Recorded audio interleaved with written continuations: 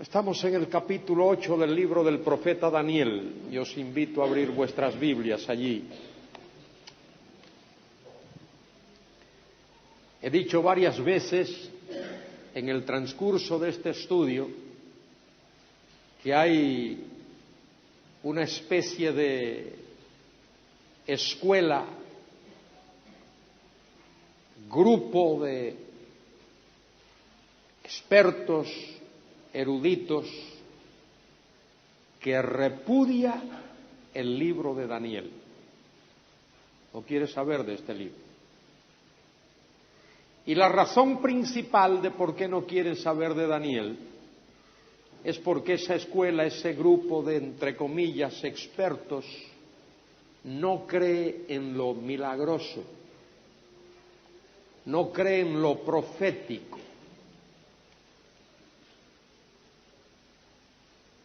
No cree que Dios puede anunciar con mucha antelación las cosas que van a ocurrir, que Dios puede decirnos lo que va a ocurrir antes de que esas cosas ocurran. Esas personas dicen, el autor del libro este que se llama de Daniel, no vivió a finales del siglo VI antes de Cristo, no escribió este libro por el año 525 antes de Cristo, no. Este libro, dicen ellos, fue escrito por alguien que vivió en el siglo II antes de Cristo. Es decir, unos 300 o más años después, cuando ya todos estos acontecimientos habían ocurrido. El autor de este libro es como un historiador, alguien que viva hoy, en nuestro día, y escriba, por ejemplo, acerca de la guerra civil española, que escriba acerca de la guerra de Vietnam, que escriba acerca de los pormenores de la democracia en España. Es decir, está escribiendo post-eventum, después que esos acontecimientos ocurrieron. Nosotros no creemos así. Creemos que Daniel fue un profeta de Dios, que Daniel escribió estos acontecimientos mucho antes de que tuviesen lugar, porque Daniel escribe profecía. Daniel nos dice cosas asombrosas que todavía yacen en el futuro, no han ocurrido todavía.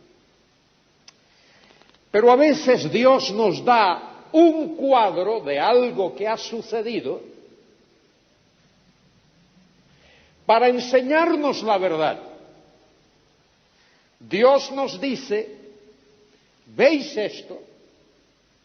Esto es una ilustración. Esto indica lo que va a ocurrir. Y nos prepara para ello. Este es el caso del capítulo que vamos a leer y estudiar en esta noche. En el año tercero del reinado del rey Belsasar, eso fue en el año 551 antes de Cristo, ya que Belsasar comenzó a regentear, fue regente, su padre se había jubilado a un monasterio, y eso ocurrió en el año 554. De manera que en el tercer año de su reinado, año 551, del rey Belsasar, dice Daniel, me apareció una visión a mí, Daniel, después de aquella que me había aparecido antes. La que le había aparecido antes es la que veíamos la semana pasada, del capítulo 7, las 4 bestias terribles, feroces. Pero esa visión del capítulo 7 fue una especie de sueño. Y por medio de ese sueño, Dios reveló a Daniel lo que había revelado antes a través de Nabucodonosor, la gran estatua, los tiempos de los gentiles. En el capítulo 8, esta visión no es un sueño. Es como si Daniel estuviese despierto y viese esto que ocurrió aquí, o que nos relata aquí. Vi en visión, y cuando la vi, yo estaba en Susa. Susa era una de las 4 capitales que los medo-persas tenían.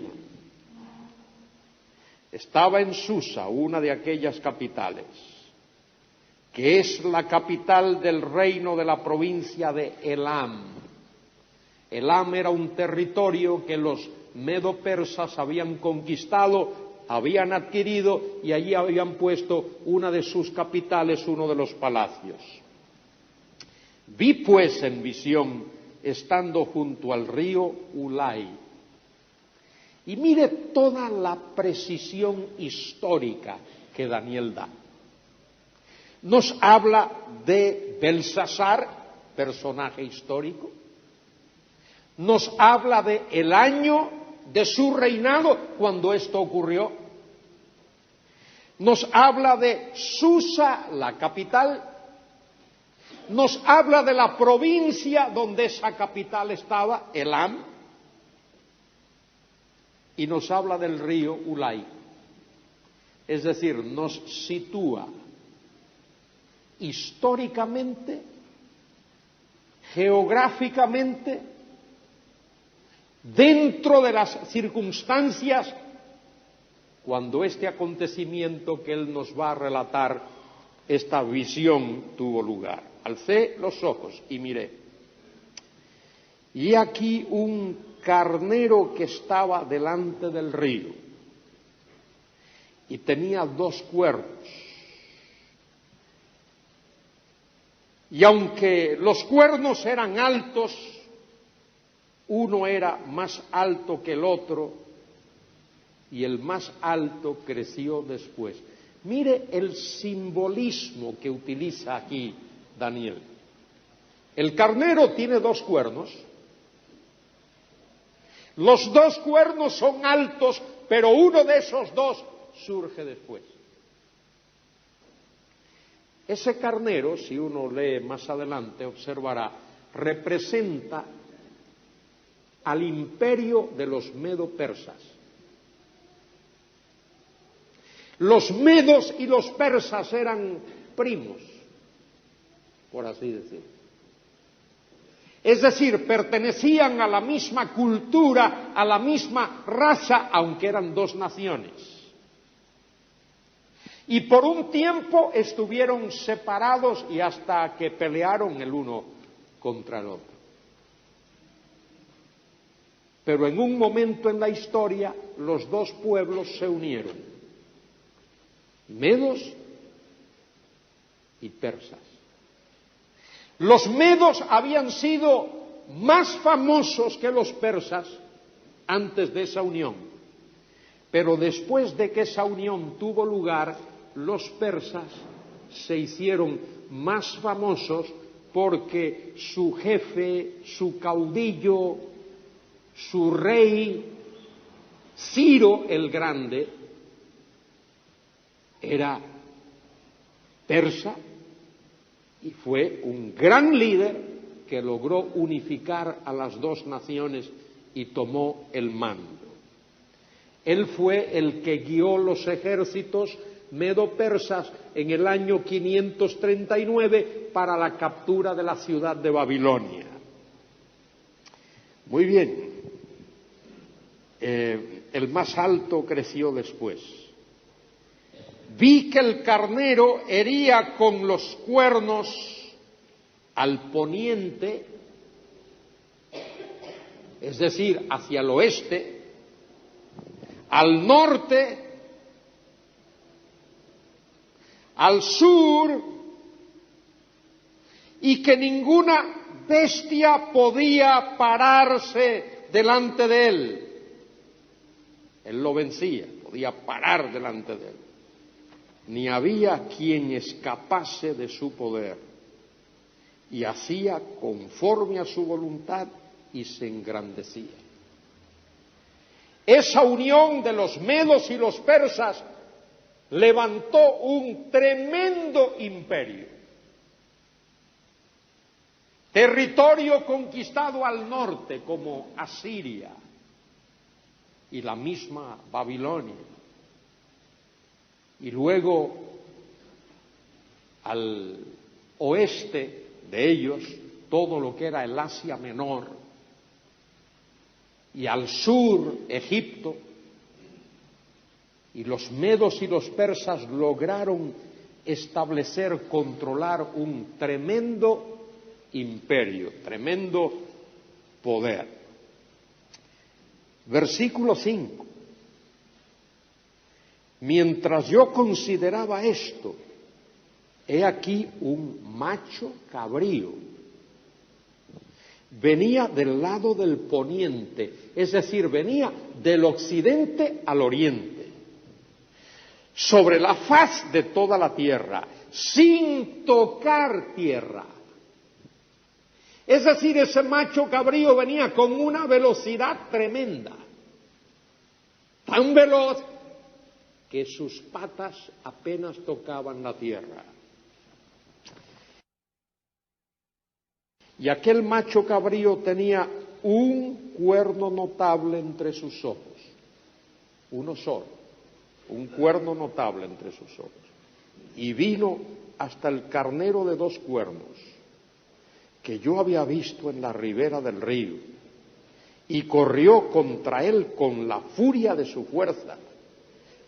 Y lo vi que llegó junto al carnero y se levantó contra él y lo hirió y le quebró sus 2 cuernos. Y el carnero no tenía fuerzas para pararse delante de él, lo derribó por tanto en tierra y lo pisoteó, y no hubo quien lo librase del carnero, al carnero de su poder. El macho cabrío de un solo cuerno venció al carnero de 2 cuernos. Vamos a leer un poquito más, pero vamos a adelantar lo que esto significa. Ese carnero de 2 cuernos, como he mencionado ya, representa, es una figura de la unión de los medos y los persas. Por eso habla de esos 2 cuernos en un solo animal. El macho cabrío que viene del poniente representa, simboliza al gran conquistador Alejandro el Magno. Alejandro fue el hijo de Filipo de Macedonia. Filipo de Macedonia, como su nombre lo indica, de Macedonia, se había convertido en un tremendo líder. Y cuando las ciudades griegas estaban en pugna, en guerra, divididas, separadas, Filipo de Macedonia logró unificarlas con su poder, con su influencia. Y su hijo Alejandro nació en la ciudad de Pela en el año 356 antes de Cristo, y desde pequeño entró en el ejército, se hizo un gran soldado y a la edad de 20 años ya era un general famoso en el ejército de su padre. Y a la muerte de su padre asumió el poder, heredó el poder de Filipo de Macedonia.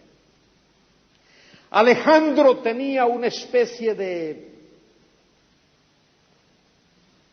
odio, sí, podía ser odio, resquemor, resentimiento contra los medo-persas, porque en varias ocasiones los medo-persas habían intentado conquistar a los griegos. Y Alejandro estaba esperando la oportunidad para, como diríamos en nuestro castizo, para meterle mano a los medo-persas. Y preparó su ejército. Era toda una empresa. Mire lo que hizo Alejandro. Convocó a los soldados griegos de todas las distintas partes de Grecia y de Macedonia. Pero aquellos soldados, aunque hablaban el idioma griego, eran dialectos diferentes y prácticamente no se entendían el uno al otro, o el uno con el otro. Y Alejandro llamó a un famoso filósofo llamado Aristóteles. Aristóteles había sido su tutor, su maestro. Y Alejandro entregó a Aristóteles la tarea de ser una especie de ministro de educación, para que todos sus soldados hablasen el mismo idioma, el mismo dialecto griego. Y Aristóteles lo consiguió. De ahí surgió el llamado griego koiné, el griego común. Ese es el griego en el cual el Nuevo Testamento está escrito. Ese es el griego en el cual la Septuaginta fue traducida. El koiné, griego común. Y la idea de Alejandro era conquistar todo el imperio de los medo-persas. Y si lo lograba, eso significa que tendría no solo lo de los medo-persas, sino lo que había sido de Babilonia. Todo lo de Babilonia, todo lo de los medo-persas, y ahora a eso añadir su propio imperio. Tremenda empresa. Y una de las cosas que Alejandro tenía en mente era helenizar a todo el mundo. Que todo el mundo fuese helénico. Helénico significa griego.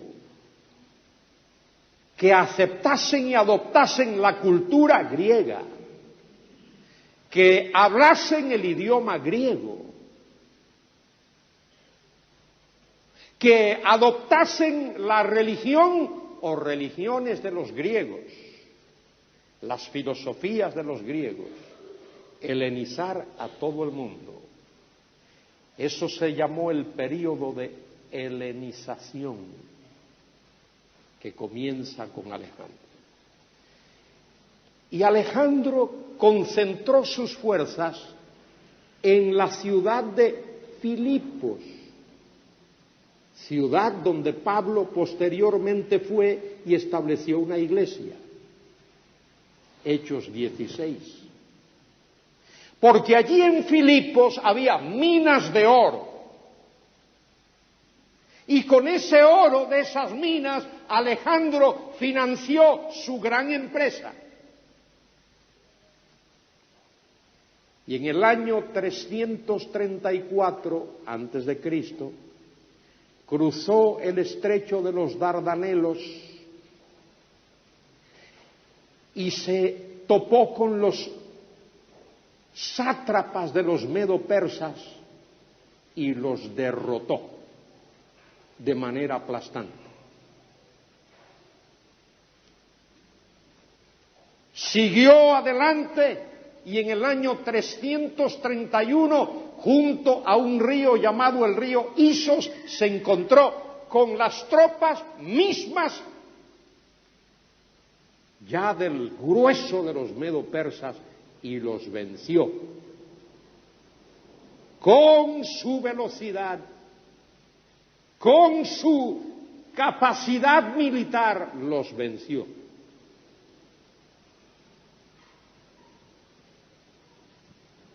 Y luego, poco después, en una gran batalla llamada la batalla de Ecbatana, venció al mismo rey Darío.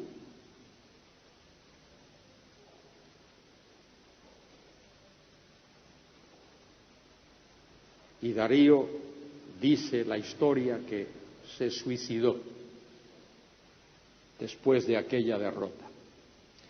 Alejandro continuó en el año 330 y se fue al norte del África. Y en el norte del África fundó una gran ciudad de la cual hablé esta mañana, la ciudad de Alejandría, que todavía existe. Y este hombre, con una tremenda energía, con una tremenda inquietud, llevó a su ejército hasta el Océano Índico y pensaba que ya no había más territorio que conquistar. Y regresó a Babilonia y en el año 323, a la edad de 33 años, murió allí en la ciudad de Babilonia. No se sabe de qué. Hay muchas especulaciones. Los historiadores dicen que se había entregado al alcohol y de una borrachera murió. Otros dicen que sus propios soldados, cansados ya de tanta faena y de tanta conquista y de tanta guerra, lo envenenaron. No se sabe, pero murió allí en Babilonia. No dejó hijos, no dejó herederos, y su imperio fue dividido en 4 partes. Mire lo que dice el texto.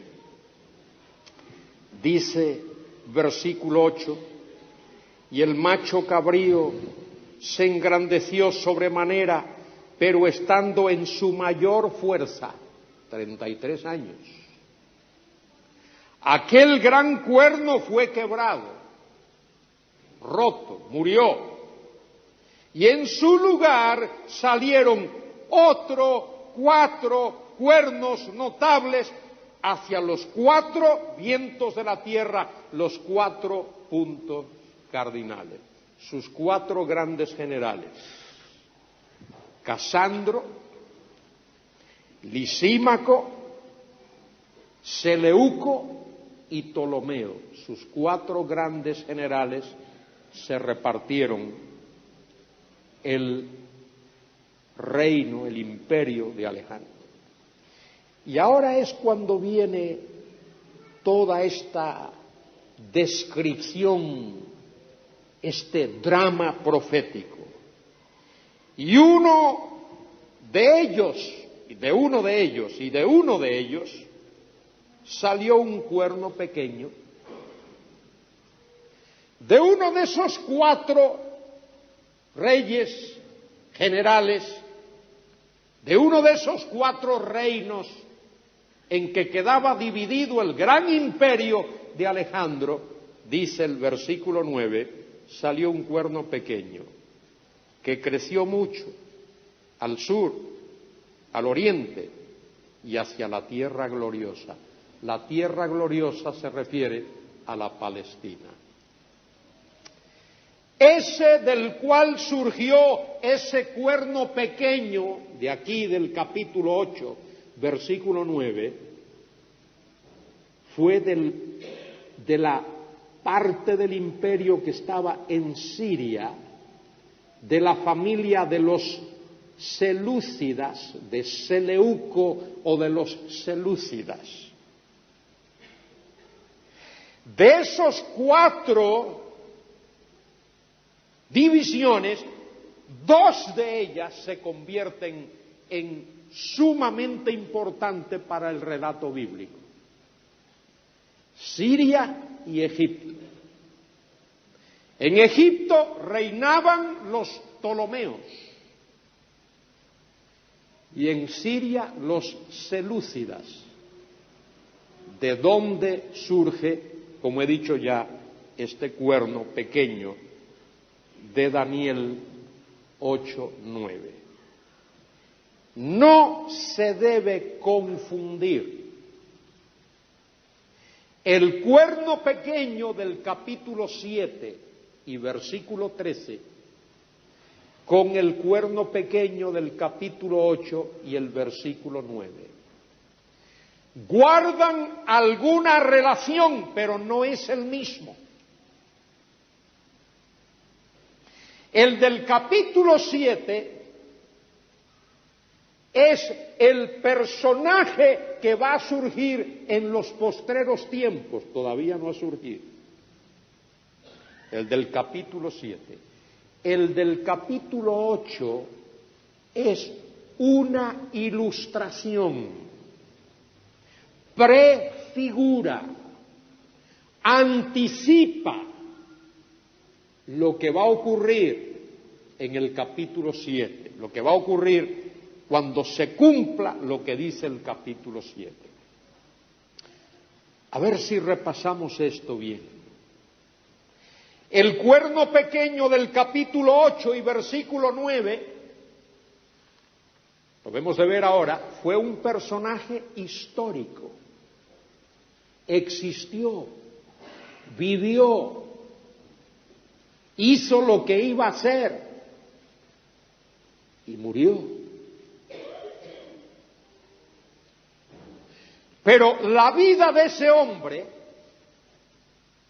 es una ilustración, un cuadro, un anticipo de lo que el otro cuerno pequeño de los postreros días, mencionado en el capítulo 7, va a hacer.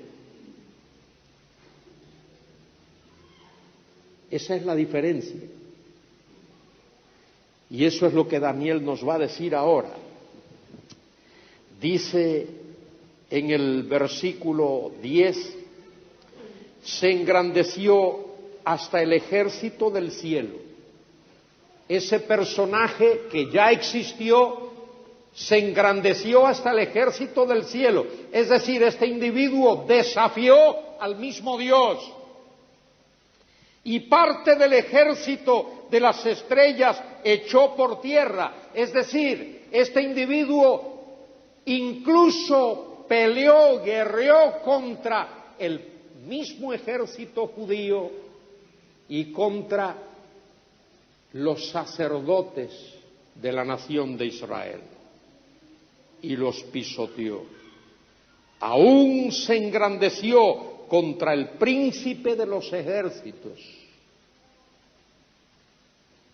es decir, el sumo sacerdote de la nación de Israel, y por él fue quitado el continuo sacrificio.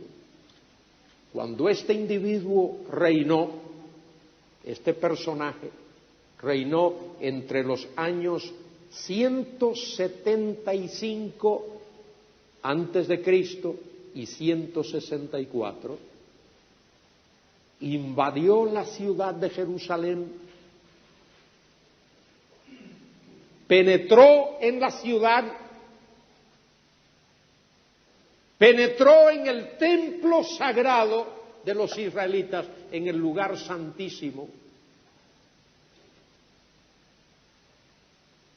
y allí profanó el altar, ofreció un cerdo en el altar del sacrificio, y en el lugar santísimo levantó una estatua del dios pagano de los griegos, del dios Zeus. Es decir, este individuo hizo en miniatura, hizo en pequeño lo que el anticristo de los postreros tiempos va a hacer en grande. Mírelo aquí. Versículo 11. Aún se engrandeció contra el príncipe de los ejércitos y por él fue quitado el continuo sacrificio y el lugar de su santuario fue echado por tierra. Lo profanó, lo ensució, y a causa de la prevaricación le fue entregado el ejército junto con el continuo sacrificio.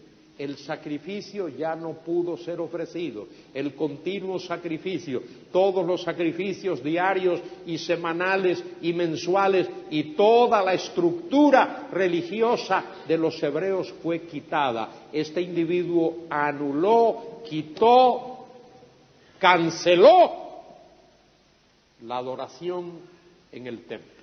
Y eso es lo que el anticristo que ha de venir va a hacer cuando aparezca en medio de la gran tribulación. Y echó por tierra la verdad, la palabra de Dios, e hizo cuanto quiso y prosperó. Dios permitió que prosperara. Entonces oí a un santo que hablaba y a otro de los santos preguntó aquel que hablaba: ¿hasta cuándo durará la visión del continuo sacrificio y la prevaricación asoladora, entregando el santuario y el ejército para ser pisoteado? La pregunta es: ¿cuánto tiempo durará esa profanación del santuario?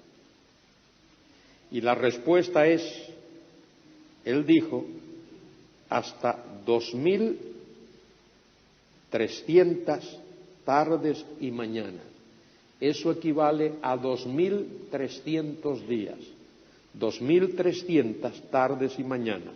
Luego el santuario será purificado. Y fue así. Fue así. Esto ocurre dentro de ese período de la historia de Israel que se llama la Guerra de los Macabeos. Los Macabeos, grupo israelita de una familia, ese grupo organizó un ejército. Y ese ejército luchó contra este inicuo llamado Antíoco Epífanes el cuarto. Interesante, Epífanes significa el manifiesto, el revelado, el manifiesto. Los judíos le pusieron un apodo. En lugar de llamarlo Antíoco Epífanes, lo llamaban Antíoco Epímanes. Epímanes significa loco. En lugar del manifiesto, el ilustrado, el loco. Este individuo era terrible, terrible en sus sentimientos, terrible en su actuar. No respetaba a nadie. Al único que quería era a su propia persona. Y fue así. En el año 171, el 6 de septiembre del año 71 comenzó esa guerra y duró exactamente 2300 días. Terminó el 25 de diciembre del año 165 al 64. 2300 días. Y Antíoco fue derrotado, fue vencido. y el templo fue purificado. Por eso el 25 de diciembre los judíos celebran lo que llaman el Hanukkah. Hanukkah significa la fiesta de las luces. Y es posible que de ahí posteriormente se heredó la celebración de la Navidad, el día 25 de diciembre. Dice más el texto. Entonces oí a un santo que hablaba y a otro de los santos que preguntó a aquel que hablaba: ¿hasta cuánto durará la visión del continuo sacrificio y de la prevaricación asoladora, entregando el santuario y el ejército para ser pisoteado? Y él dijo: hasta 2300 tardes y mañanas, luego el santuario será purificado. Y aconteció que mientras yo, Daniel, consideraba la visión y procuraba comprenderla, he aquí se puso delante de mí uno con apariencia de hombre, y oí una voz de hombre entre las riberas del Ulai, que gritó y dijo: Gabriel, enseña a este la visión. Y por primera vez en la Biblia se menciona al ángel Gabriel, ese que apareció a la Virgen María, ese que aparece varias veces en el Nuevo Testamento.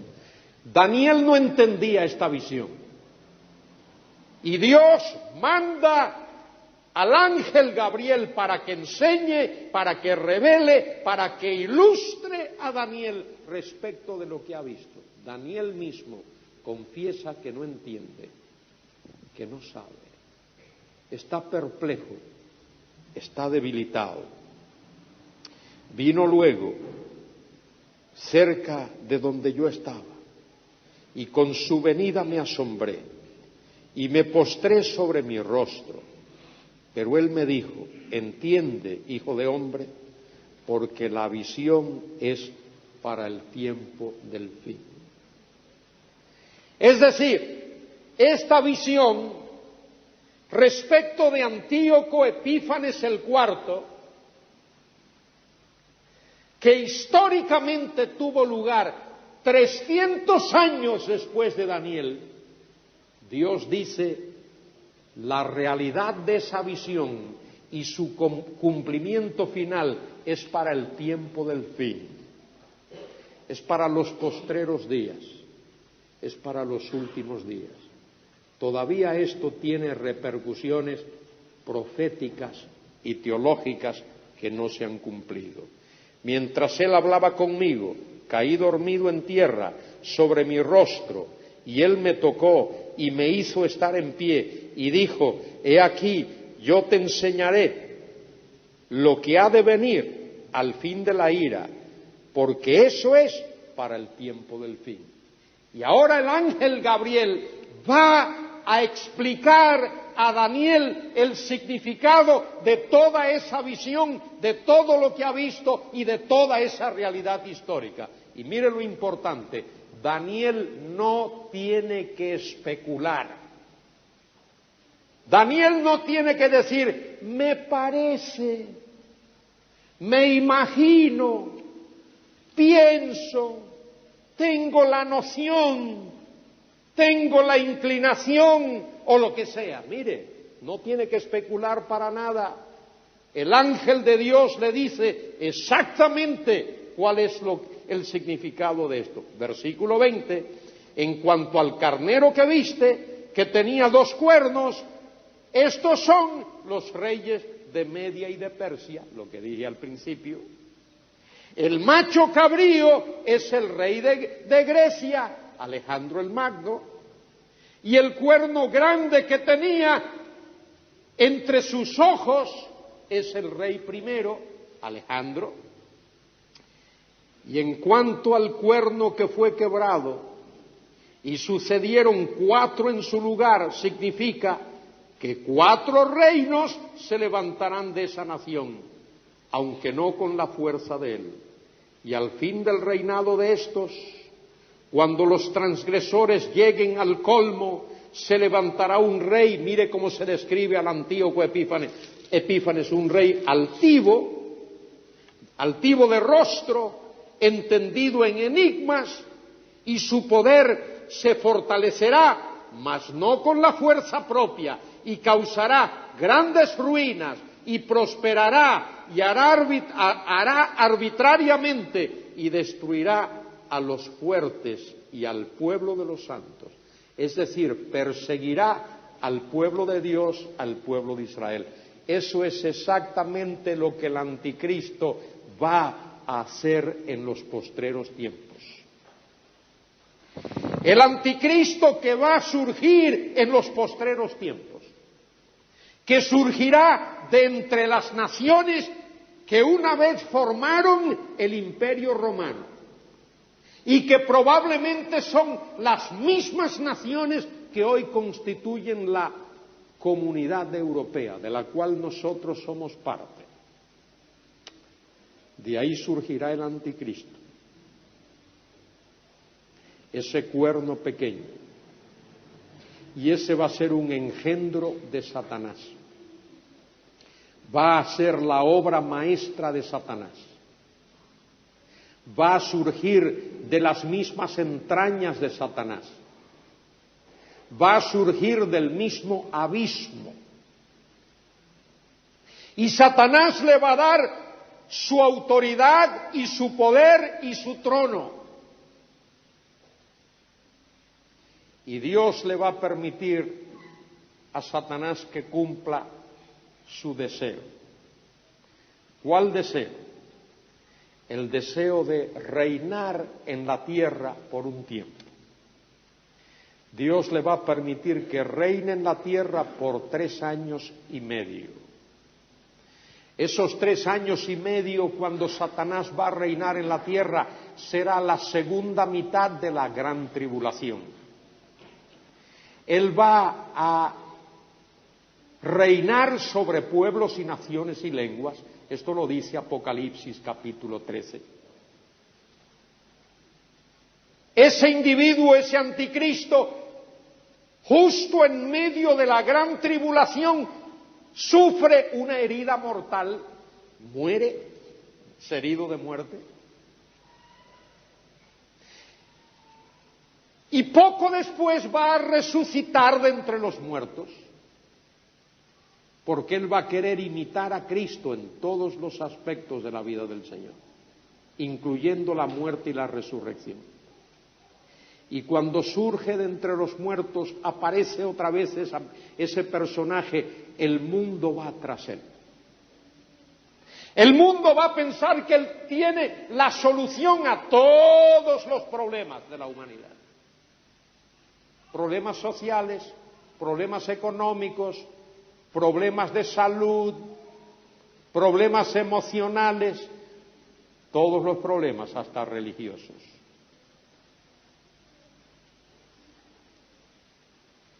Y ese personaje va a reinar sobre lo que la Biblia llama, el Nuevo Testamento llama, los moradores de la tierra. Los moradores de la tierra no son los habitantes de la tierra, no es lo mismo. Los moradores de la tierra es un estamento dentro de los habitantes de la tierra. Es un estamento que está dentro. Los moradores de la tierra son personas que están arraigadas en la tierra. Todo lo que les interesa es la tierra. Sus anhelos, sus deseos, sus quehaceres, todo tiene que ver con la tierra. No quieren saber de Dios ni de la salvación. No quieren saber de la Biblia, ni del Evangelio, ni de Cristo. No quieren saber ni del cielo ni del infierno. Todo lo que le interesa es la tierra. Y el anticristo va a reinar sobre ellos. Y esas personas lo van a seguir. Y van a aceptar y van a adoptar sus principios y su ética y su moral.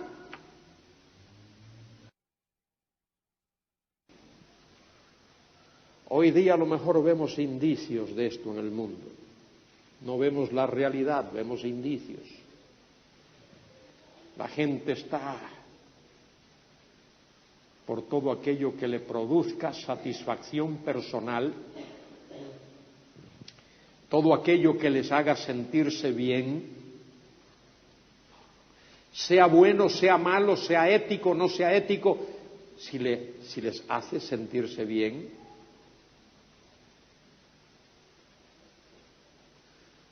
Por eso vemos hoy en el mundo en el que vivimos que la moral no se respeta, que la sociedad es más bien una suciedad.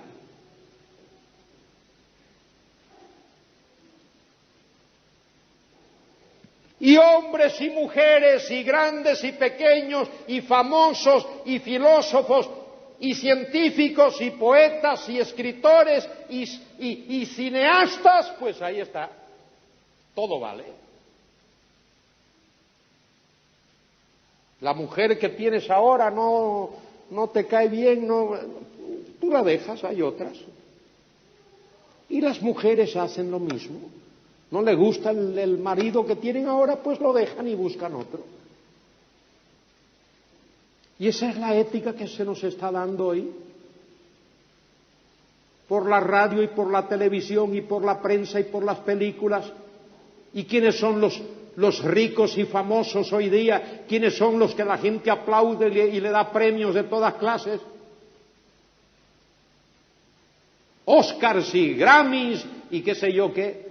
A gente inmoral, a homosexuales y rameras y prostitutas y descarados que tenemos en nuestra sociedad. Y es así. Y los cristianos tenemos que estar alertas a esa situación y enseñar a nuestros hijos que así no se puede andar por la vida, que así no se agrada a Dios, así se agrada a Satanás y a sus demonios, y así se agrada a la carne, y así se agrada al pecado, pero a Dios no.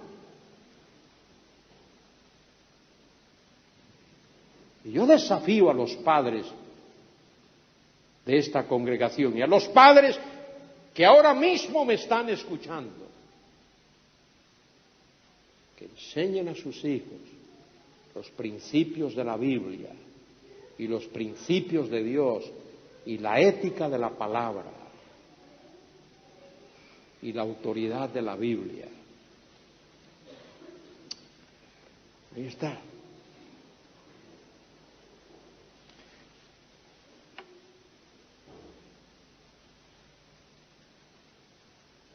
Y al fin del reinado de estos, cuando los transgresores lleguen al colmo, mire lo que dice ahí, ¿ve lo que dice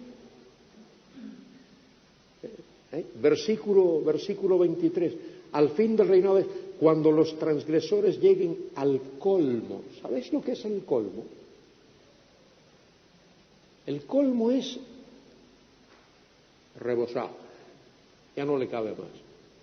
Eso fue lo que le dijo Dios a Abraham. Dios le dijo a Abraham, tu descendencia va a ir a una nación extraña, extranjera, a Egipto. Y allí va a permanecer 4 generaciones, 400 años.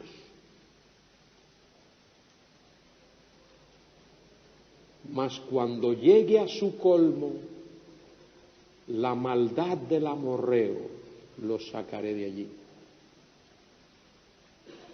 Génesis 13, 15, ahí está. Y la maldad del amorreo llegó a su colmo. La gente cree que Dios es demasiado débil para resolver lo que está ocurriendo en el mundo hoy. Es una filosofía. Otra filosofía es Dios no le importa, se lava las manos. Las dos grandes filosofías es o a Dios no le interesa o es demasiado débil que no puede hacer nada. Pero ninguna de esas dos cosas son ciertas. A Dios le interesa. Y Dios es todopoderoso. A Dios le interesa y le ha interesado tanto que mandó a su Hijo unigénito, Cristo Jesús, al mundo. Al mundo de maldad, de pecado, de tinieblas, lo mandó. Y se hizo semejante a nosotros, para llevar la carga de nuestro pecado y nuestra iniquidad, y morir en la cruenta cruz. Como oveja fue llevado al matadero, delante de sus trasquiladores se enmudeció, no abrió su boca. A Dios le interesa. Al que no escatimó a su propio Hijo, sino que lo entregó por todos nosotros. De manera que sí le interesa. Y en segundo lugar, Él es el Todopoderoso. Un día Él va a intervenir en este mundo. Y cuando Él intervenga en este mundo, a eso se le llama, lo que leyó nuestro querido hermano Miguel, el día de Jehová, el día del Señor. El día del Señor todavía no es. El día del Señor es ese día cuando el Señor va a intervenir de manera directa, de manera personal, de manera cataclísmica, de manera decisiva, de manera judicial, va a intervenir. Y va a haber ese período que la Biblia llama, Cristo lo llamó la gran tribulación, donde la humanidad va a saber lo que es la pesada mano de Dios sobre ellos. Antes de que esa gran tribulación tenga lugar, el Señor va a levantar, a sacar a su iglesia de este mundo y la va a llevar a la casa del Padre, a la nueva Jerusalén, la ciudad celestial que Él ha preparado, y entonces va a derramar su ira sobre este mundo. Y aquellos que han escuchado el Evangelio y lo han rechazado, aquellos que han recibido la invitación de la gracia y del amor de Dios y lo han rechazado, tendrán que enfrentarse al juicio de Dios. Aquel que ahora se les presenta y se les ofrece como su Salvador, en aquel día va a ser su juez. Y después de esa gran tribulación que va a durar 7 años, eso lo vamos a ver la próxima semana y la próxima, Cristo va a venir a la tierra con poder, con majestad, con gloria, con justicia, con santidad, exhibiendo la hermosura de sus atributos como Rey de reyes y Señor de señores. Y va a reinar en justicia en este mundo. Y sólo sus redimidos reinarán con Él. Todos los demás a las tinieblas de afuera, donde será el lloro y el crujir de dientes. Bueno, este personaje va a aparecer.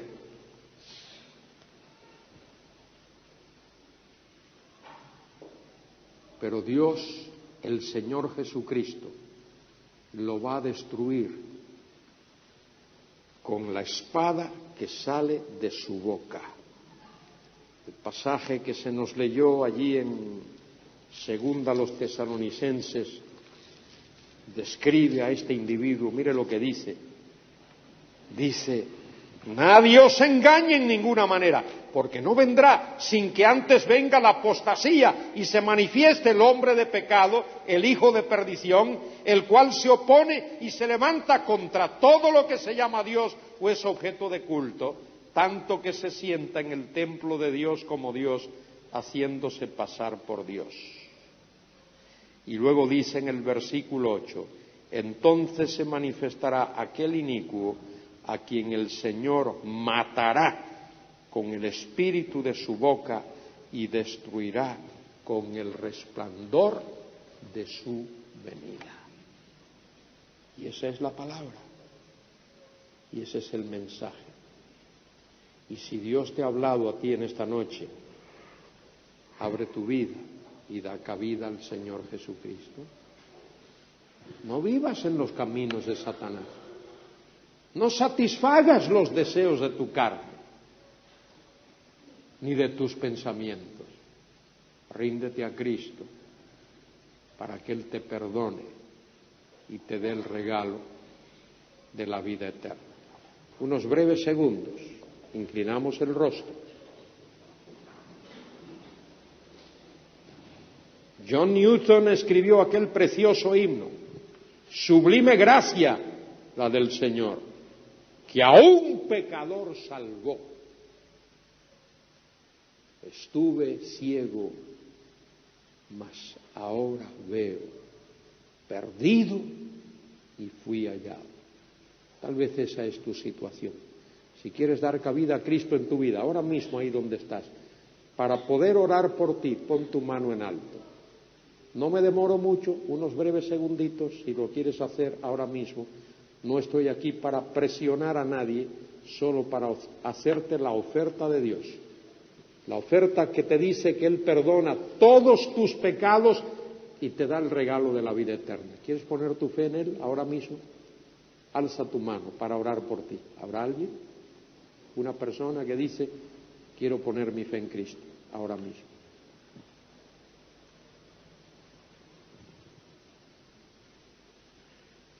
Padre, tú conoces el corazón de cada persona aquí. Nosotros solo proclamamos tu palabra y llamamos a los pecadores al arrepentimiento. Cada uno es responsable delante de ti de recibirte o rechazarte. No hay disculpas, no hay excusas. Delante de ti no habrá nadie que pueda decir, ay, yo no pude, no tuve la oportunidad, nadie me dijo, nadie me llamó, nadie me habló. Tú conoces cada corazón, Señor. Obra, toca vidas y salva a aquellos que aún no lo son. En el nombre de Cristo. Amén.